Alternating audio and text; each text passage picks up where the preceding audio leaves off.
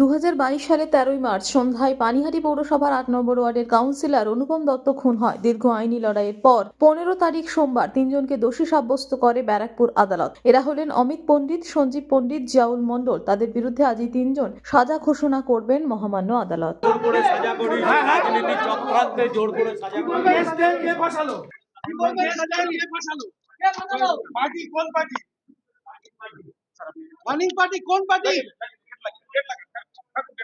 আমরা মহামান্য আদালতকে সম্মান জানাই, সবসময় আজও সম্মানই জানাচ্ছি। বিচার আপনারা ছিলেন, আপনারা শুনতেই পেয়েছেন। আমৃত্যু কারাদণ্ড হয়েছে। আপনি কি চেয়েছিলেন? দেখুন, আমি তো মৃত্যুর বদলে ফাঁসি চেয়েছিলাম, ঠিক আছে। এইবার মহামান্য আদালতকে সম্মান জানাই, উনি আমৃত্যু কারাদণ্ড দিয়েছে। আপনি কি এই রায় খুশি? দেখুন, আলটিমেটলি একটা জায়গায় আসা গেছে। বিচারটা যে পেয়েছে পরিবার, এটাই সবথেকে বড় জিনিস।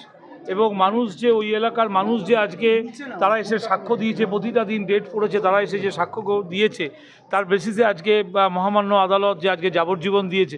আমরা তার পরিবার, তারা ক্যাপিটাল পানিশমেন্ট চেয়েছিল, অতএব সেক্ষেত্রে দাঁড়িয়ে আমরা যাবজ্জীবন যেটা পেয়েছে সেটাতেও আমরা খুশি। মহামান্য আদালতকে আমরা ধন্যবাদ জানাই যে একটা বিচারের একটা সাজা, একটা ঘোষণা হয়েছে।